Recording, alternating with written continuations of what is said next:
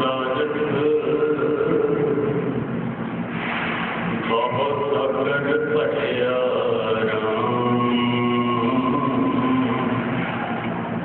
बाणी गुरबाणी लागे इन हथ चढ़िया राम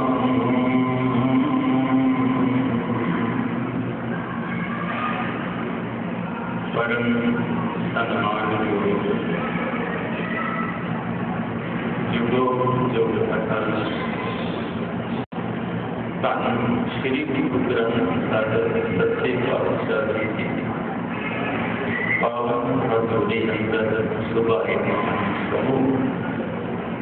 गुरु पातशाह सतगुरु जी की बख्शिश सतगुरु श्री गुरु ग्रंथ साहिब सच्चे पातशाह पहले प्रकाश गुरु गुरमत समागम का आयोजन किया गया जिस तरह आप हाजरी आओ जिन्ना भी समा प्रबंधक वीर ने बख्शे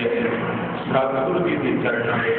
जुड़िए आओ सतगुरु जी के चरणों में समर्पित होइए। वाहिगुरू जी का खालसा वाहिगुरू जी की फतेह। सतगुरु गुरु अर्जन देव सच्चे पातशाह जी ने ये बख्शिश की है। सतगुरु गुरु ग्रंथ साहिब सच्चे पातशाह जी की संपादना उन्होंने अपनी हयाती में की पर शब्द की प्रधानता आद कोई चली आ रही है। सतगुरु गुरु नानक देव सच्चे पातशाह जी निश्चिता ने प्रश्न किया कह लगे दादा एक बेनती तुहाडे चरणों में करनी केड़ी कह लगे कवन मूल कवन मत देना इस देही इस शरीर का मूल मुठ की है केड़ी मत लैण का हुण वेड़ा समय पहला प्रश्न। दूजा उन्होंने आख्या कि तुहाडा गुरु कौन है कि गुरु की है वेदांत ने जिक्र किया गौतम नाम अज्ञान अनित रूह प्रकाश किया जाता गुरु की है कह लगे मत को पता को लै संसार गुरु कोई ना पुत्र पार गुर करता गुर करण जोग गुर परमेश्वर है भोग कहो नानक प्रभ ये है जनाई परमात्मा ने ये गल समझा दी केड़ी कहो नानक प्रभ ये है जनाई बिन गुर मुक्त ना बाह्य भाई गुरु तो बिना कल्याण संभव नहीं। सिद्ध कह लगे सच्चे पातशाह कवन मूल कवन मत बेला कवन गुरु जिसका बेला देही का मूल की केड़ी मन घट करने का समय आप जी का गुरु केड़ा जिसको आप जी ने सिक्ख्या ये प्रश्न के सतगुरु जी ने बख्शिश की कह लगे पवन आरंभ पवन का हवा श्वास कह लगे देही का आरंभ मूल मुठ है पवन श्वास तो तुम पुछते हो कि मत लैन का समय कह लगे सतगुर मत देना गुरु की मत लैन का हम समय ते जे तुम पुछते हो तो गुरु कौन है कह लगे शब्द गुरु सुरत बंदेगा अचल कटारे की धरती के सिद्ध फेर मिले उन्होंने फिर प्रश्न किया कह लगे सिद्ध पुछण सुन मानता तो ये जगन परामास उठाई है सतगुरु गुरु नानक देव सच्चे पातशाह आप जी ने कोल केड़ी वो करामात शक्ति है दाता जिथे तू गया जेतू बन के आया सिद्ध पुछण सुन नानका तो ये जगन करामात पाई कुछ विखाले असां नूं तू ढिंड अवेही लाई कहण कि उस करामात उस शक्ति की प्रधानता आद पर चली आउंदी ते बाणी इकत्तर वेखो असीं पहला प्रकाश बना रहे हैं बाणी इकत्तर करने की लोड़ क्यों करना ये प्रक्रिया गुरु नानक देव सच्चे पातशाह जी आप शुरू करके गए मक्के के उन्होंने पूछा कह लगे बाबा जी जो तुहाडी बदल दे विच किताब है इनू खोल के दसो ये की लिखिया हिंदू बड़ा कि मुसलमान जो किताब किसी कॉलेज किसी यूनिवर्सिटी दी थी वो किताब किसी कोठी उसने प्रश्न किया पुछण खोल किताब हिंदू बड़ा कि मुसलमानों के ठाकुर जी कह लगे जी मेरे को किताब है ना ये गल कहती है बाबा आपके हाटियां शुभ अमला बाजू दोनों बाणी जी को सौंपया गया। वो खजाना गुरु अमरदास महाराज जी के कोल आया और पहला यतन गुरु अमरदास सच्चे पातशाह जी ने किया बाणी को कोठी विच लिखण दा। हुण परंपरा ते इतिहास परंपरा अनुसार कई सज्जन कहते हैं कि बाबा मोहन जी पास कोठियां सन। अजकल के नवे विद्वान नहीं मनते रहो विचार।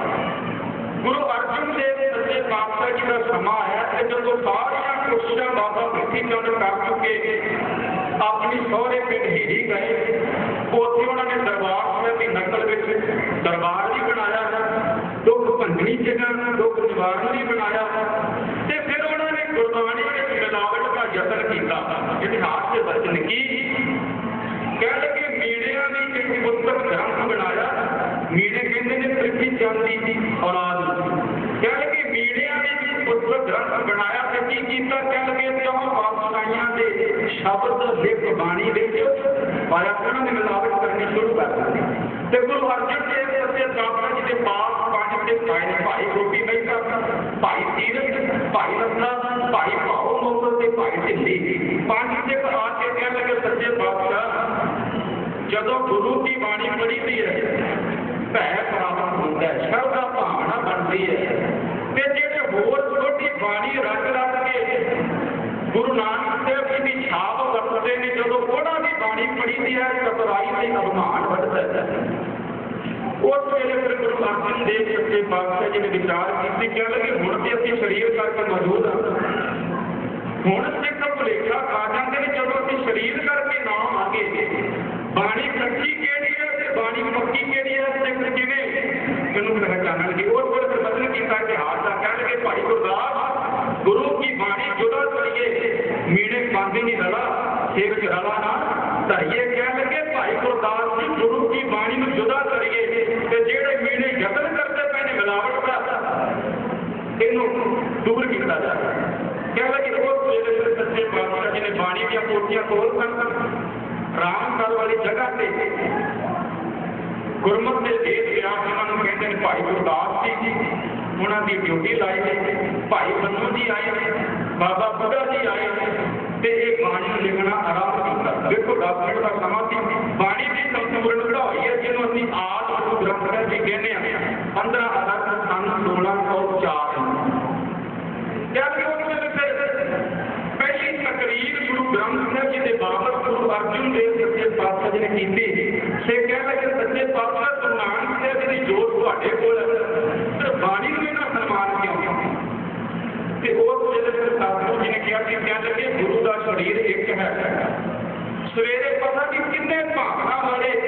वो बाणी में जुड़ते हैं तो उन्होंने मन की इच्छा दीदार करने गुरु का दर्शन किवें होवे ते फिर उत्थे बदल किया कह लगे श्री गुरु के शरीर जाओ सब खान समय सब ना दर्शन कह लगे गुरु का शरीर है सारिया गंगा के दर्शन नहीं हो सकते। फिर बदल किया कह लगे ग्रंथ हरिदा गुरु का यह जानो ग्रंथ गुरु का हृदय है। कह लगे ग्रंथ हरिदा गुरु का यह जानो उत्तम है सब काल है। फिर कितना अदब किया कह लगे मेरे स्वरूप से जानते हैं दीर्घ कह लगे गुरसिखो मेरे शरीर के नालों गुरु ग्रंथ साहिब का स्वरूप बड़ा है मेरे शरीर से जानते हैं दीर्घ साहिब जान साहिब का मुंडा मार अपना मार्ग जान के अदायत के हैं किसी इन्हों का प्रसार करना हम आया 30 अगस्त 1604 1621 जिन्हों असं बिक्री में समझ कहते हैं भादो की जिन्हों असं बदी की पहली तरीक कहते हैं। फिर उस वेले बाबा बुढ़ा जी की ड्यूटी लाई उन्होंने गुरु का वजीर बाबा बुढ़ा जी ने क्यों बनाया। गुरु अर्जन देव सच्चे पातशाह जी ने विचार की कि गुरु का ग्रंथी वो हो जिसका जीवन बाणी अनुसार हो मेरे वर्गे बंदे नहीं बनाया जिसका जीवन बाणी के अनुसार हो। कह लगे बाबा बुद्धा जी ने प्रकाश किया तो इतिहास के अंदर कह लगे अर्थ सहज तब ग्रंथ को बोला ले आवाज बुढ़ा को बोला गुरु ग्रंथ साहिब का प्रकाश से पहला हुक्मनामा आया सूही महला पंजवा संता के कार्य आप सुनोया हर काम करावन आया राम सारा का कीर्तन होया शाम को जो सुखासन होया ते सच्चे पातशाह उदों कितना कहते थी कोठी परमेश्वर का स्थान भी इस ग्रंथ का हम आप सुखासन कितने करना देखो उन्होंने अपने जीवन काल में कितना गुरबाणी अदब दिता। सतगुरु जी ने बदल किए कह लगे इस कोठरी में रहन हमारा कह लगे जिस कोठा साहब के विच असीं विराजते हां तां प्रकाश करो जुत मान जुत दा अर्थ शोभा वडियाई हुकमां दे नाल उत्थे जिहड़ा दा सुखासन कीता जावे ते जिथे अकाल तख्त साहब दे सामने कोठा साहब उत्थे सुखासन कीता गया किसे कोई दिन सच्चे पातशाह तुसीं कित्थों विराजोगे कह लगे इस पलंग उत्ते गुरु ग्रंथ साहब दा स्वरूप विराजमान है थल्ले हेठां चादर विछाई जाती है उत्थे विराजे फिर सारी उम्र गुरु अर्जन देव सच्चे पातशाह जी उस पलंग के थल्ले विराजते इतिहास कहता कह लगे हुण सैन निष्पत करे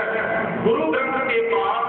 गुरु ग्रंथ भगवंत साहब जाना कर अरदास गुरु ग्रंथ साहब जिन्हों परमात्मा का रूप जान के गुरु अर्जन देव सच्चे पातशाह जी झुकते हैं ते फिर जदों ये बाणी का खजाना सानू सौंपिया ते की कीता कह लगे हम तलवंत पाठ बचनाए हरगढ़ दादा साहब सुभाए क्यों दादे का दो सिक्खा खजाना आ मेरा मन भरा खजाना रतन लाल जाका कटना मोर भरे खिलार कूट हथोड़ खावे खर्चा डाल के भाई तोड़ना आवे बच्चों जाई का नाम मतलब लेख खाए तो एक खजाना लया लाए ते भजन कीता कह लगे मैं अपनी संतान वास्ते एक थाल फरोल के चलिया जिन्ना मर्जी मंडी का मुकना नहीं ते वचन कीता थाल विच मेरे वस्तु पईओ सत संतोष विचार देखो गुरबाणी की महिमा बड़ी है गुरु हाजर साहब ने बख्शिश की थी कह लगे जो गुरबाणी भय करे इन प्रयास सागर करे कह लगे बिना प्रयास बिना जतन कोई बंदा संसार सागर को कर सकता है केवल गुरबाणी का अदब होवे नाले कोई कहता कह लगे जिन कह अदब ना बाणी धारा जानो को सिखर नहीं हमारा गुरु गोबिंद सिंह सच्चे पातशाह जी ने भाई नंद लाल कहते सच्चे पातशाह तुहाडा रूप की है कह लगे तीन रूप ने मेरे किहड़े उस वेले बचन कीता कह लगे तीन रूप है होए के सुनो नंद चित लाए निर्गुण सरगुण गुर शब्द है निर्गुण सरगुण शरीर ते गुरु शब्द मेरे तीन रूप ने सुनो नंद चित लाए ते फिर जब गुरु ग्रंथ साहब जी ने अखीर सुरगत दी बख्शी ते की वचन कीता सिख कहते हैं सच्चे पातशाह आप जी दर्शन किवें होणगे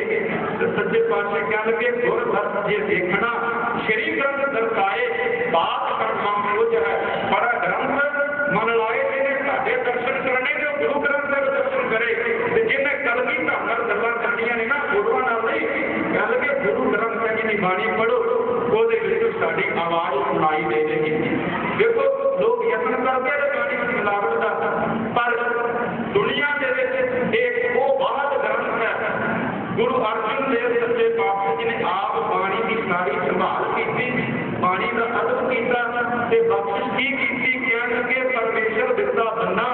ਦੁੱਖ ਰੋਗ ਦਾ ਡੇਰਾ ਭੰਨਾ ਅੰਤ ਰਹਿਣਾ ਨਾਰੀ ਹਰ ਹਰ ਤੋਂ ਕਿਰਪਾ ਧਾਰੀ ਸੰਭੋ सुख होगा तो खाई बार हम पूर्ण परमेश्वर राधे अपनी जाई की बाणी आई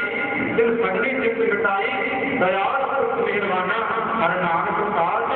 बखाना है धुरकी बाणी है धुरकी बाणी क्यों है देखो धुरकी बाणी का अर्थ है जेड़े धुर नाल जुड़ गए जेड़े परमात्मा दे नाल जुड़े ने कि उन्हां दे हिस्से विच जो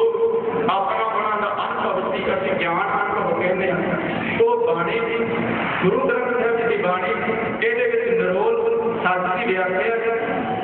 ਤੇ ਨਾ ਕਿਤੇ ਰਾਜੇ ਮਹਾਰਾਜ ਦੀ ਕਿਰਪਾ ਕਹਾਣੀ ਹੈ ਨਾ ਹੀ ਕੋਈ ਰਾਜਨੀਤਿਕ ਵਿਸ਼ੇ ਤੇ ਗੱਲ ਕੀਤੀ ਗਈ ਹੈ ਕੇਵਲ ਸੱਚ ਦੇ ਨਾਲ ਜੁੜਨ ਦਾ